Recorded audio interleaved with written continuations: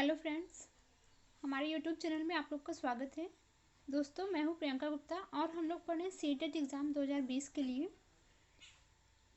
ठीक है, इसमें से शिक्षा शास्त्र की टॉपिक चल रही है, जिसमें से आज हम आलोचनात्मक चिंतन का विकास। और वीडियो अगर आप लोग नहीं देखे हैं तो प्लेलिस्ट में जाके देख लीजिए, जो कि आपके एग्ज़ाम के लिए बहुत ही महत्वपूर्ण है।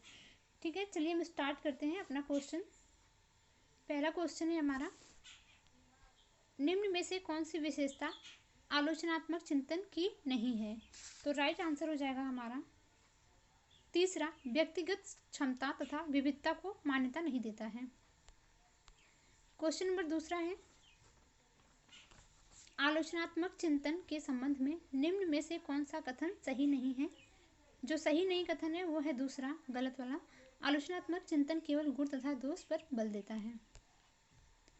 क्वेश्चन नंबर 3 देखेंगे, निम्न में से कौन सा आलोचनात्मक चिंतन के विकास में सहायक है? क्या, क्यों, कैसे? तीनों सहायक है। ठीक है, ए बी सी तीनों हो जाएगा आंसर। क्वेश्चन नंबर 4 देखेंगे, निम्न पर विचार कीजिए। ए बी सी डी दिया है, उसमें देखेंगे कौन सा सही है कौन सा गलत है। ठीक है, ए है केवल घटना का वर्णन करना, बी है संश्लेषण तथा प्रयोग करना, सी है प्रयोग और परीक्षण करना, सुलझाना तथा सहयोग करना। इसमें देखेंगे पूछ क्या रहा है, उपरोक्त में से कौन सी आलोचनात्मक चिंतन की प्रक्रिया है? तो जो आलोचनात्मक चिंतन की प्रक्रिया है वो है संश्लेषण तथा प्रयोग करना, बी सही हो जाएगा हमारा। प्रयोग और परीक्षण करना सही है, सुलझाना तथा सहयोग करना, बी सी डी। ठीक है, ऑप्शन नंबर चौथा हमारा सही हो जाएगा। क्वेश्चन नंबर 5 देखेंगे, निम्न में से कौन सा कार्य आलोचनात्मक चिंतन के अंतर्गत नहीं रखा जाता है? राइट आंसर है हमारा चौथा, वाद विवाद में शामिल होकर दूसरों को भ्रमित करना। क्वेश्चन नंबर 6 देखेंगे, निम्न कथनों पर विचार कीजिए। दो कथन दिया गया है, इसमें कौन सा सही है हमें देखना है। ए दिया है आलोचनात्मक चिंतन व्यक्तिवाद पर बल देता है, सही ऑप्शन है। बी है कक्षा कक्ष की सांस्कृतिक विविधता आलोचनात्मक चिंतन के विकास में बाधा पहुंचाती है, ये गलत है। ऑप्शन ए पहला हमारा सही है, कथन ए सही है तथा कथन बी नहीं सही है। ठीक है, क्वेश्चन नंबर 7 देखेंगे। क्वेश्चन नंबर 7 कह रहा है, एक शिक्षक कक्षा में 8 में गरीबी का पाठ पढ़ाते समय आलोचनात्मक उत्तर जानने के लिए निम्न में से कौन सा प्रश्न पूछ सकता है? तो राइट आंसर हो जाएगा हमारा 7 का चौथा, भारत से गरीबी कैसे दूर की जा सकती है। क्वेश्चन नंबर 8 देखेंगे, कक्षा 10 में एक अध्याय की संपत्ति के बाद शिक्षक एक प्रश्न करता है, बहुत से छात्र एक ही तरह के उत्तर दे रहे हैं, इससे निष्कर्ष निकाला जा सकता है। क्या निष्कर्ष निकाला जा सकता है? इसमें पहला देखेंगे, सवाल की ऐसी प्रवृत्ति जिससे अलग अलग उत्तर की कल्पना नहीं की जा सकती है, सही है। दूसरा दे रहा है, बच्चे किसी एक के द्वारा दिए गए उत्तर की नकल कर रहे हैं, ये भी सही है। तीसरा सही है, उपयुक्त दोनों। क्वेश्चन नंबर 9 देखेंगे, कक्षा 4 का शिक्षक भारत में विविधता में एकता पाठ पढ़ाने के बाद छात्रों के आलोचनात्मक चिंतन की जांच के लिए निम्न में से कौन सा गृह कार्य करने को कहना सर्वाधिक उपयुक्त होगा? क्वेश्चन नंबर 9 में हमारा सही ऑप्शन हो जाएगा तीसरा, भारत की विविधता में एकता बनाए रखने के लिए क्या करना चाहिए। क्वेश्चन नंबर 10 देखेंगे, निम्नलिखित पर विचार कीजिए। 10 में हमारा कौन सा सही ऑप्शन है हमें देखना है। ज्ञानात्मक पक्ष, भावनात्मक पक्ष, क्रियात्मक पक्ष। क्वेश्चन क्या पूछ रहा है, उपरोक्त में से कौन सा ब्लूम के वर्गीकरण में आता है? तो ब्लूम के वर्गीकरण में तीनों आता है, ज्ञानात्मक भी आता है, भावनात्मक भी, क्रियात्मक भी। ठीक है, ए बी और सी सही हो जाएगा। अब लास्ट ईयर के पेपर हम स्टार्ट करेंगे। जो पूछे गए प्रश्न हैं आप लोग ध्यान से देखिएगा। 11वां है हमारा, आप कक्षा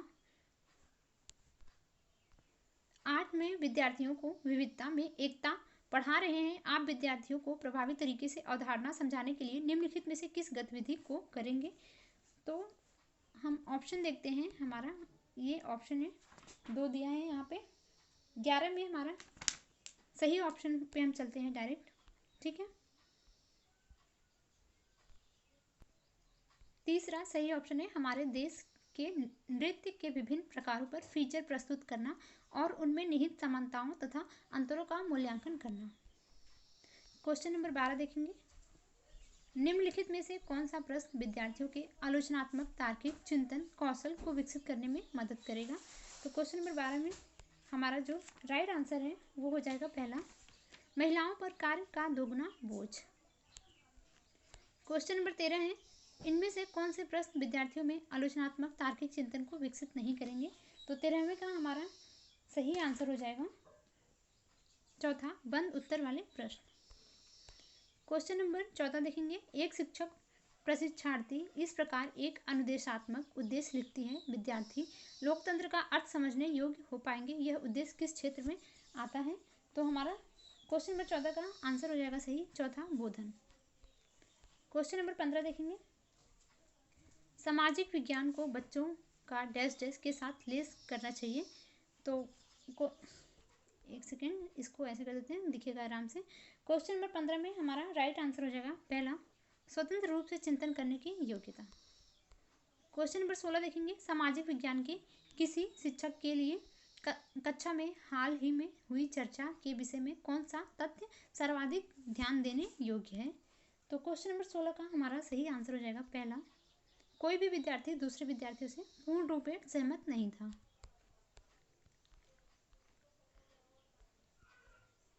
क्वेश्चन नंबर 17 देखेंगे, एक सामाजिक विज्ञान का शिक्षक छात्रों की मनोवृत्ति तथा मूल्यों का मूल्यांकन करने के लिए निम्न में से किसको सर्वाधिक महत्व देना चाहिए।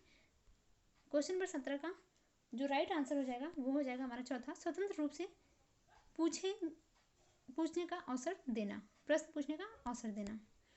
क्वेश्चन नंबर 18 है, डैश डैश यह के अलावा निम्नलिखित कारक सामाजिक विज्ञान शिक्षण के आधार पर निर्माण करते हैं।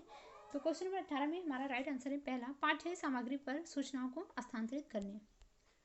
क्वेश्चन नंबर 19 देखेंगे, एक सामाजिक विज्ञान की कक्षा में शिक्षार्थी यह चर्चा आरंभ करते हैं कि विद्यालय के निकट मोबाइल टावर लगाना चाहिए कि नहीं। एक छात्रा कहती है कि टावर से निकलने वाला विकिरण छात्राओं को बीमार कर देगा। एक और छात्रा कहती है कि उसने समाचारों में सुना है कि मोबाइल टावर मनुष्यों को बीमार नहीं करते। एक शिक्षिका के नाते आप क्या कहेंगे आगे। ऑप्शन में हमारा देखेंगे क्वेश्चन नंबर 19 में दूसरा ऑप्शन चाहिए, छात्राओं को इस स्थिति पर साक्ष्य एकत्रित करने के लिए अभिप्रेरित करेंगे जिससे वह स्थिति का वस्तुनिष्ठ आकलन कर सकें। क्वेश्चन नंबर 20 देखेंगे, निम्नलिखित में से डैश डैश के अतिरिक्त सभी सृजनात्मक चिंतन के अभिलक्षण हैं। तो क्वेश्चन नंबर 20 में हमारा जो सही ऑप्शन है वो पहला है, दी गई समस्या के लिए सदा ठीक ठीक उत्तर देने की सामर्थ्य। क्वेश्चन नंबर 21 देखेंगे,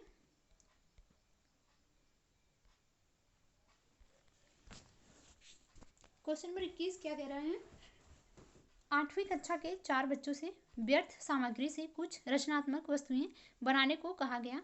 कार्य पूरा होने पर शिक्षक ने निम्नलिखित टिप्पणियों की इस सूचना के आधार पर सबसे अधिक रचनात्मक बच्चों को चुनिए। क्वेश्चन नंबर 21 में हमारा सही आंसर हो जाएगा दूसरा, कौशल से परिपूर्ण तथा व्यर्थ सामग्री को उत्पादन वस्तुओं में बदलने की दृष्टि रखता है। क्वेश्चन नंबर 22 है, राज्य सरकार के कार्यों पर चर्चा करते हुए स्वास्थ्य, जल, यातायात इत्यादि से संबंधित मुद्दों पर चर्चा की जा सकती है। क्वेश्चन नंबर 22 में हमारा राइट आंसर हो जाएगा पहला, शिक्षार्थी इन मुद्दों को समझने तथा इन पर आलोचनात्मक विचार बनाने के लिए स्वतंत्र हों। क्वेश्चन नंबर 23 देखेंगे, सूचना को छोटे छोटे भागों में बांटकर अंश तथा पूर्ण रूप में संबंध स्थापित करने की योग्यता डैश डैश है। तो क्वेश्चन नंबर 23 में हमारा सही आंसर हो जाएगा पहला, विश्लेषण करना। क्वेश्चन नंबर 24 है, सामाजिक विज्ञान में निम्नलिखित में से कौन सी शिक्षण पद्धति सबसे अधिक प्रभावी है जिसे शिक्षकों को इस्तेमाल करना चाहिए। तो इसका ऑप्शन देखेंगे हम।